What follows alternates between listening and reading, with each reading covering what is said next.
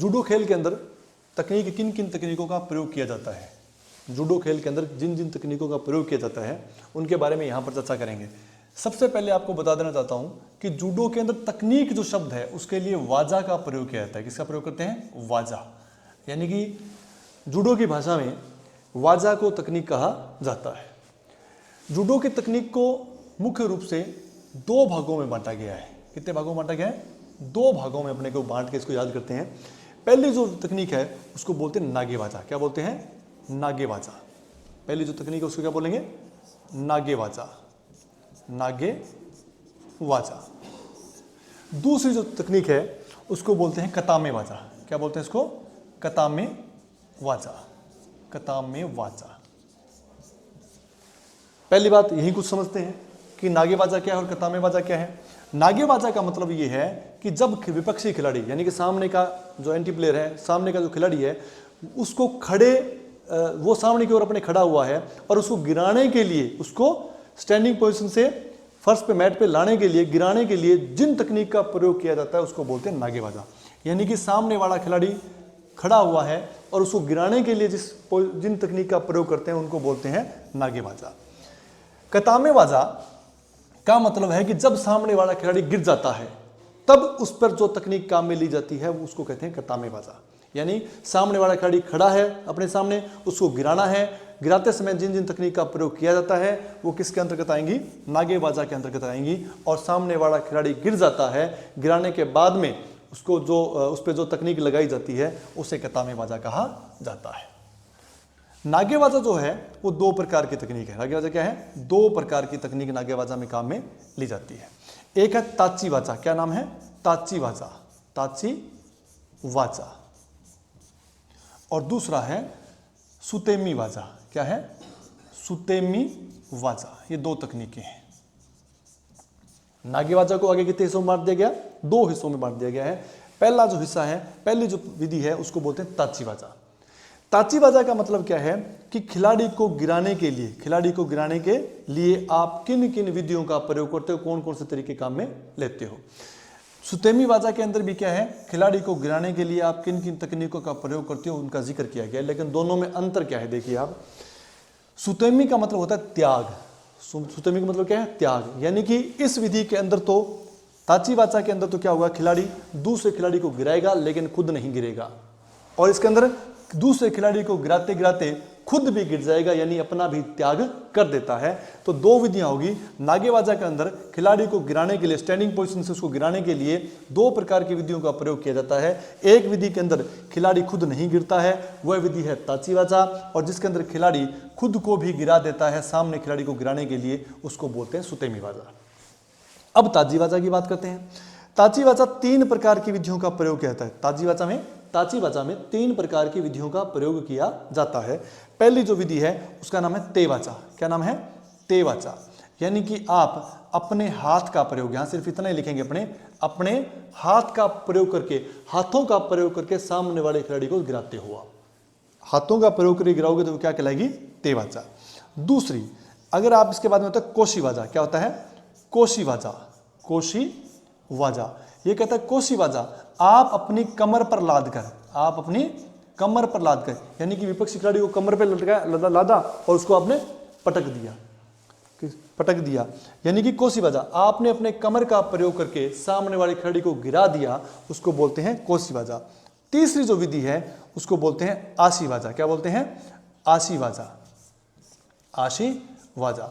इसके अंदर आप अपने पैरों का प्रयोग करके, अपने पैर का प्रयोग करके सामने वाले खिलाड़ी को गिराते हो, उसे बोलते हैं आशीवाजा। यानी आप खुद खड़े हो और सामने वाले खिलाड़ी को गिराना है। अगर आपने हाथ के प्रयोग से गिराया उस विधि का नाम होगा तेवाचा।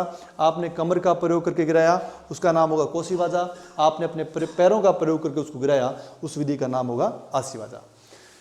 सुतेमीवाजा, सुतेमी का आपको बता दिया, यानी कि त्याग। क्या मतलब? त्याग नाम होता है सुतेमी का, मतलब त्याग होता है। ये दो प्रकार की विधि है। एक का नाम है मा सुतेमीवाजा। क्या नाम है? मा सुतेमीवाजा।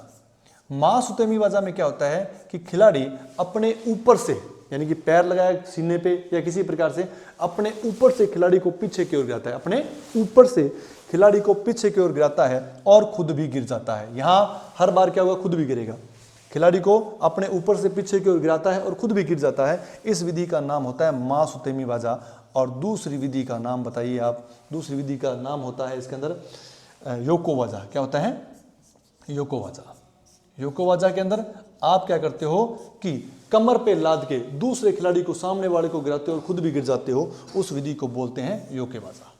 यानी कि सुतेमी वाजा विधि का प्रयोग करने के लिए दो प्रकार की विधियां काम में आती हैं। मासुतेमी वाजा, पीछे की ओर खिलाड़ी को गिराना और खुद भी गिर जाना, और योको वाजा यानी कि सामने वाले खिलाड़ी को कमर पर लाद कर साइड में गिराना और खुद भी गिर जाना।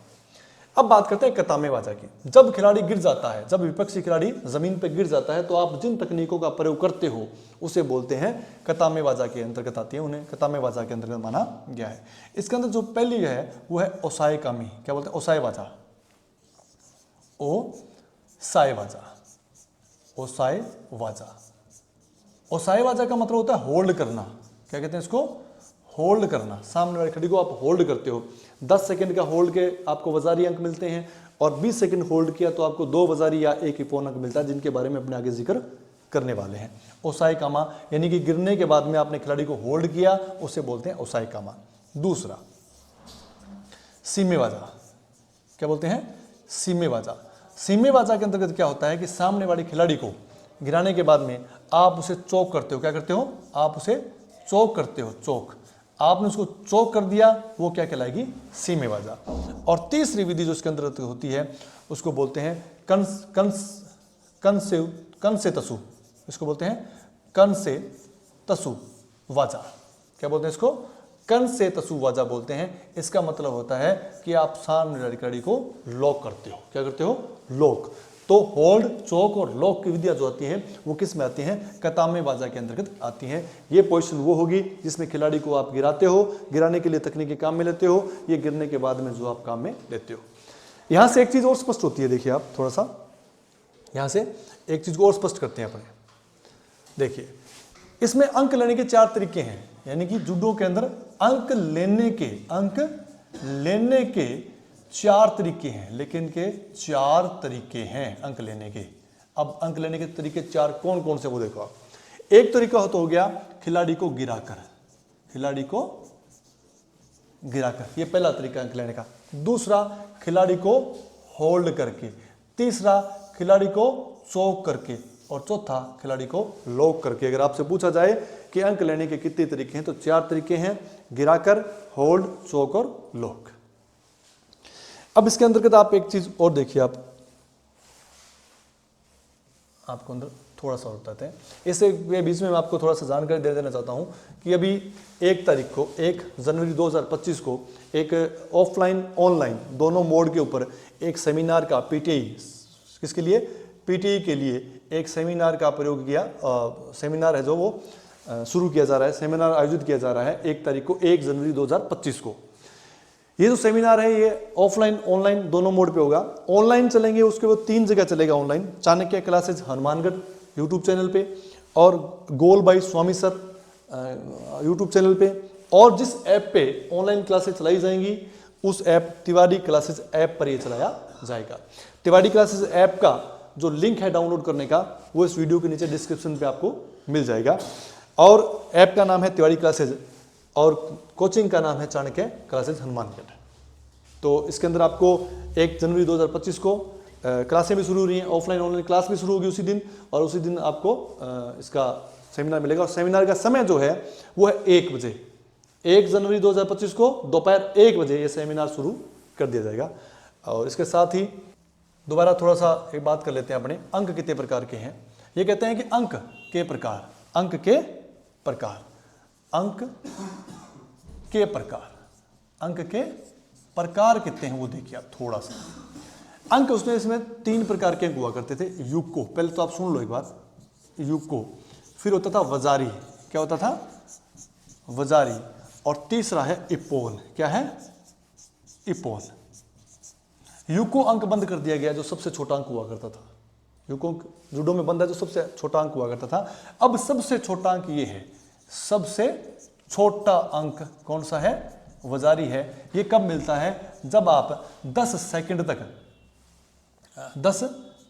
तक आप क्या करते हो? होल्ड करते हो, तब ये मिलता है। 10 सेकंड तक होल्ड करना। होल्ड करने को बोलते हैं ओसाएकामी। क्या बोलते हैं? ओसाएकामी, ओसाएकामी।